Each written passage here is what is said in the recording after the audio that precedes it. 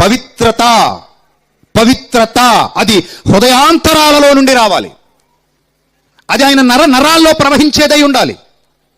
ప్రతి అడుగులో ప్రత్యక్షం కావాలి, ప్రతి క్రియలో స్పష్టం కావాలి, ప్రతి మాటలో సుస్పష్టం కావాలి. అది ఒక్క నా యేసుక్రీస్తులోనే కనబడింది. That is the lord Jesus Christ. నువ్వు ఎందుకయ్యా ఇంతమంది దేవుళ్ళు ఉండగా యేసును వెంబడిస్తున్నావు, ఇంతమంది ఉండగా యేసునే ఎందుకు వెంబడిస్తున్నావు అంటే, అలాంటి క్వాలిటీ ఇంకెక్కడా నేను చూడలేదు కాబట్టి నేను యేసును వెంబడిస్తున్నా. నీకేంటి నొప్పి?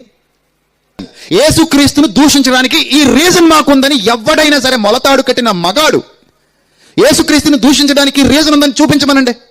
ప్రపంచంలో ఎవడన్నాడేమో ఇప్పటి వరకు? ఎవరు లేరు. కానీ యేసుక్రీస్తుని దూషిస్తారు. ఎందుకయ్యా నువ్వు యేసుక్రీస్తుని దూషిస్తున్నావంటే, దూషించడానికి వాడు చెప్పే రీజను. ఎందుకయ్యా నువ్వు యేసుక్రీస్తుని వెంబడిస్తున్నావంటే, వెంబడించడానికి నేను చెప్పే రీజను. రెండు ఒకటే. అదే పవిత్రత. క్లారిటీ వచ్చిందా? అదే పవిత్రత.